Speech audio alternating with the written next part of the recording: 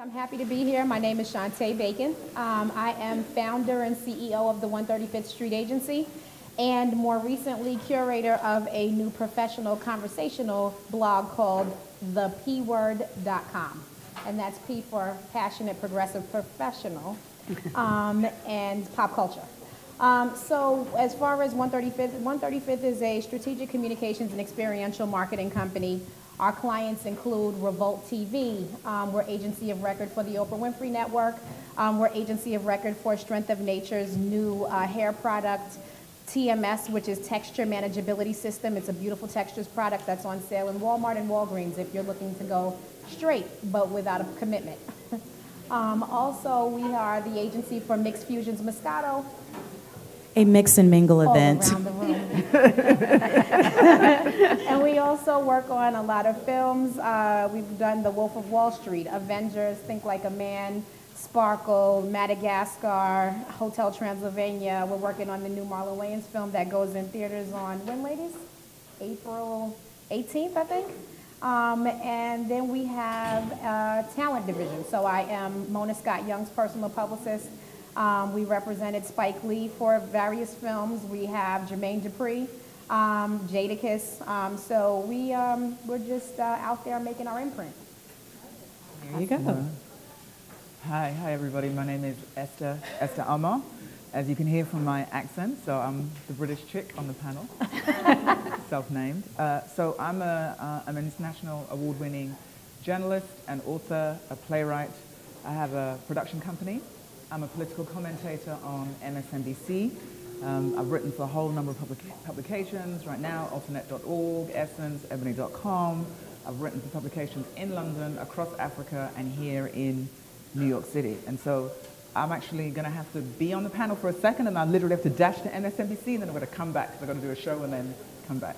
So I'm really excited because right now, my fourth play, which is called Savior, is playing in Chicago for 8 weeks. And it's play number 4. All 4 plays have been produced on stage here in New York City.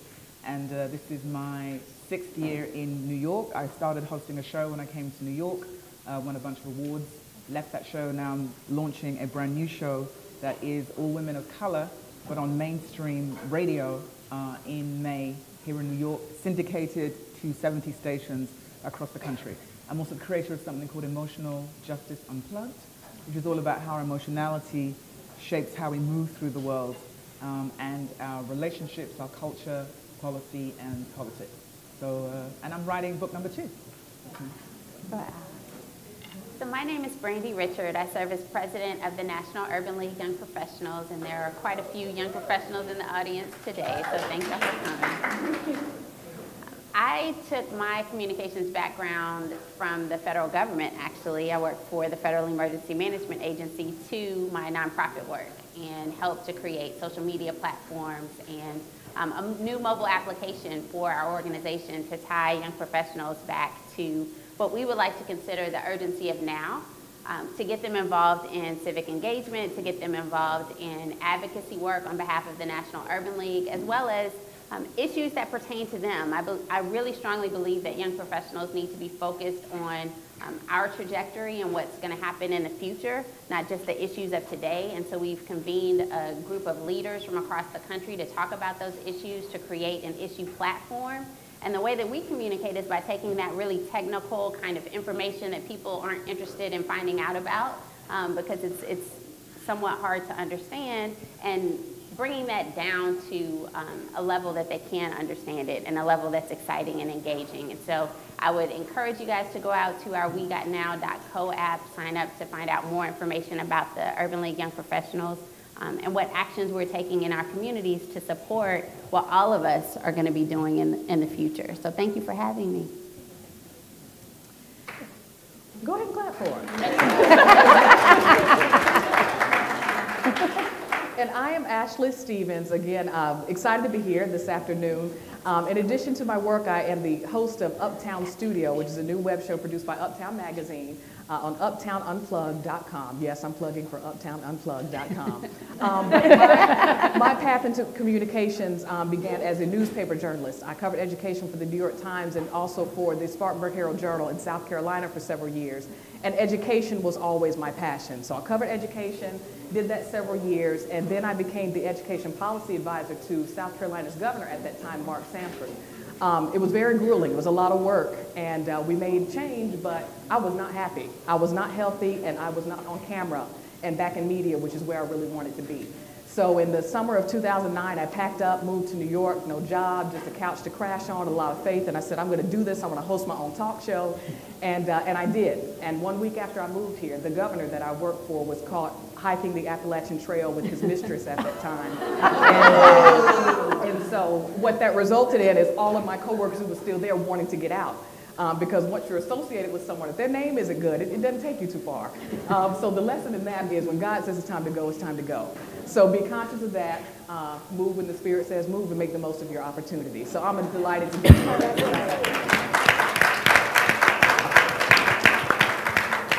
Now, Esther, I'd actually like to start with you because I know you're going to have to leave us for a bit, and I want these ladies to get a little, some wonderful gems that I'm sure you have to give us. Now, I know you're one of the few that has a foot in radio and, in the other mediums as well. What have you found to be your challenges? One, maybe trying to do both, or, you could just kind of start from there.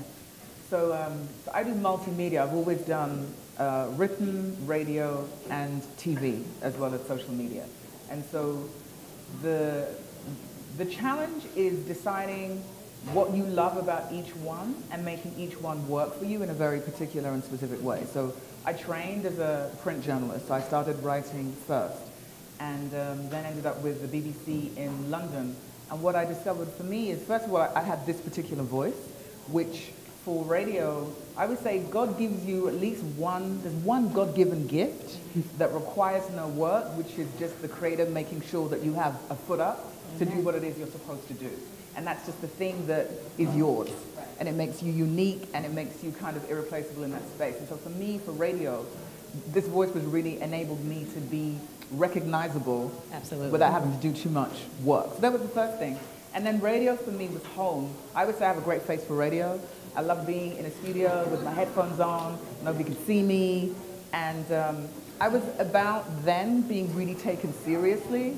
And I'm a fashion chick. I'll rock some good shoes and a bold lip in a second. But because I wanted to do investigative reporting, I was a law journalist, I was a news journalist, there was a way in which wanting to be glamorous meant that I wouldn't be taken seriously. So what radio allowed me to do was just occupy that space, do really well. I won a whole bunch of awards. I did a lot of documentaries. I became a radio host. And so once I switched to TV, doing political commentary, by then I'd already established a name for myself. And so the challenge, obviously, being British, coming into New York, because I've only been in New York for 6 years, was deciding that I wanted to do a mix of media. So I wanted to do mainstream and independent because of the things that I was passionate about. And so TV is a very particular skill. TV cable news is a very particular skill, and I don't think there's enough focus on what it takes to navigate it well. Because if you're a black woman doing cable TV, I call it contested territory. So you've got to figure out how to navigate. By the way, if everybody's tweeting, I'm at Esther Armah.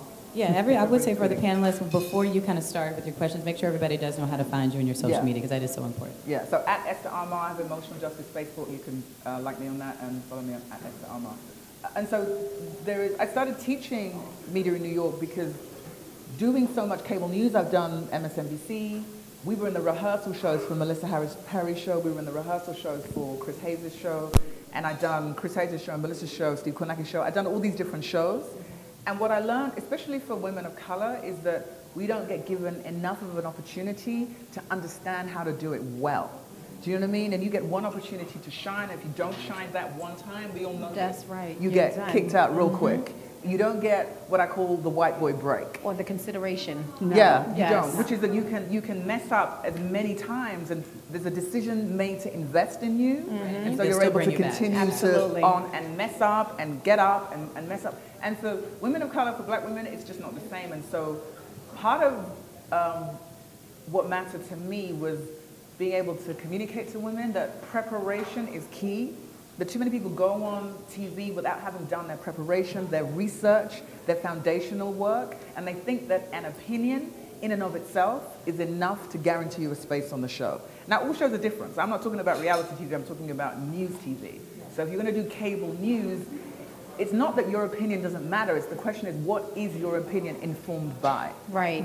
And it's not just enough to have. I watch MSNBC all day, and everything you're saying is so right. Yeah, and it's not just enough to have a set of facts, but you've got to have a frame in which you're going to put those facts. So the frame is about your perspective. What is it that I want to communicate to this audience that is unique to me? And so I often ended up doing shows on MSNBC where I was often the only black woman. And so there were ways about wanting to ensure that how black folk are doing with whatever particular issue is communicated in a room or in a space that was often white male dominated. And to not be, not just not afraid of doing that, but to decide that if you're going to do that, you're going to do that with excellence. And what does that mean? So what is the reading, the research, the preparation, the foundational work you're going to do before you get on a show?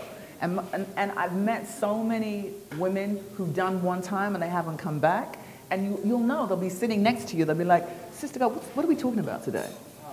And I know from the experience that there are all these bookers and producers who do a fair amount of work who it's worth getting to know, because they will give you a leg up, they will help you out if you treat them with respect. But often people treat them literally like they're the help, and that they're there just to serve tea.